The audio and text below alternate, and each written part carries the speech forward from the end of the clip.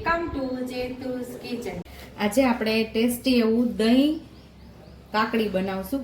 તમે કાકડીનું રાયતું પણ કહી શકો છો। એના માટે આપણે લીલા ધાણા, પોણી જેટલી કાકડી લઈ લીધી છે, 3 લીલા મરચાં, ફુદીનો, અહીંયા ધાણા જીરું પાવડર લીધું છે, મીઠું છે અને ચાટ મસાલો, અહીંયા છે દહીં। તો પહેલા આપણે ચટણી બનાવી લેશું, દહીં કાકડીની ચટણી બનાવી લેશું। એટલે કે દહીં જે કાકડીના રાયતું બનાવવાની અંદર જે ચટણીની જરૂર પડે છે એ પહેલાં ચટણી તૈયાર કરી લઈશું। એટલે લીલા ધાણા, ફુદીનો, લીલા મરચાંની અંદર ઉમેરીને સરસ આપણે ક્રશ કરવાનું છે। આ ધાણા અને ફુદીનો બધું આપણું સાફ કરેલું છે, એટલે કે ધોઈ એકદમ બીટી અને સરસ ધોઈને લીધેલું છે।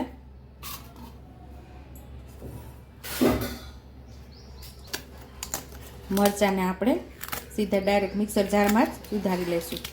આ મરચાં બહુ તીખા પણ નથી અને મોળા પણ નથી, તમારા ટેસ્ટ મુજબ તમે અહીંયા મરચાં તીખા મોળાનો ઉપયોગ કરી શકો છો।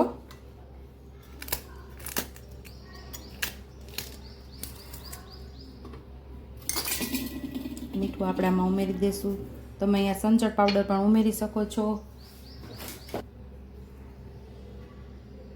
2 ચમચી જેટલું આપણે આમાં દહીં ઉમેરશું। હવે આપણે આની ચટણી તૈયાર કરી લઈશું। સરસ પીસાઈ ગઈ છે, આપણી ચટણી તૈયાર થઈ ગઈ છે। તો હવે એક વાસણની અંદર આપણે દહીં લઈ લઈશું। આપણું ઘરનું જ મેળવેલું દહીં છે આ।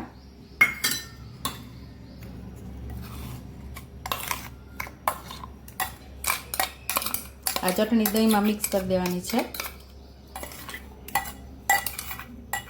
ઝીણા શાકવાળી ખમણી હોય છે એની અંદર એમાં આપણે કાકડીને ખમણી લેવાની છે।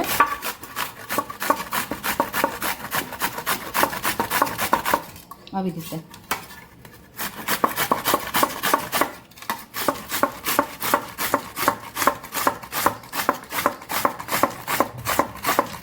આપણે ચટણી ઉમેરી દીધી છે, જે તૈયાર કરેલી છે એને મિક્સ કરી દઈશું દહીં સાથે। એકદમ આમ ફેટી લેવાનું દહીંને મસ્ત ચટણી સાથે।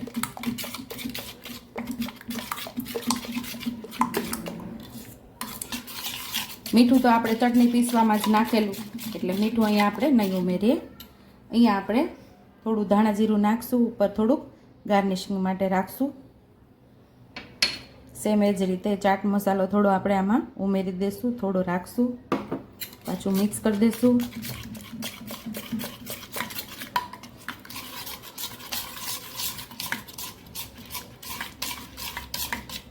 હવે અહીંયા આપણે કાકડીને ઉમેરી દેવાની છે।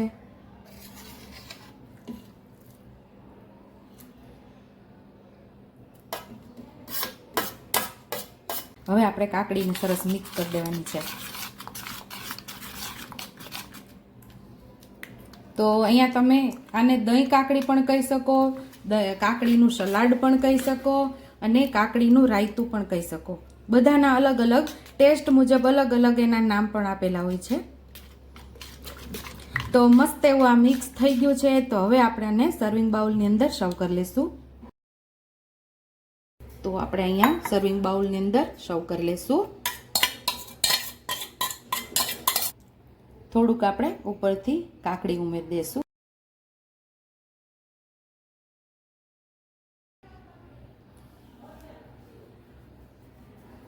થોડો આપણે ચાટ મસાલો ઉમેરશું, કાકડી ઉપર જ ઉમેરશું।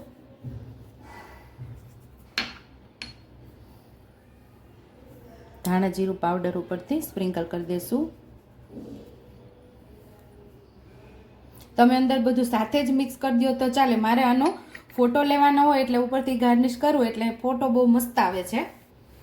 ફોટો મસ્ત આવે એટલા માટે મેં ઉપરથી ગાર્નિશિંગ કરેલું છે। બાકી તમે જ્યારે આની અંદર કાકડી ઉમેરો ત્યારે જ બધું મિક્સ કરી દો તો પણ ચાલે। તો અહીંયા ઠંડુ ઠંડુ કાકડીનું સલાડ ગરમીમાં ખાવાની મજા આવી જાય તેવું તૈયાર છે। જો તમને મારી રેસીપી પસંદ આવી હોય તો મારી રેસીપીને લાઈક કરજો, શેર કરજો, સબસ્ક્રાઈબ કરજો, હાઈપ કરજો, બેલ આઇકોનને દબાવતા ભૂલતા નહીં અને કમેન્ટ બોક્સમાં કમેન્ટ કરજો કે મારી રેસીપી કેવી લાગી। તો આવજો।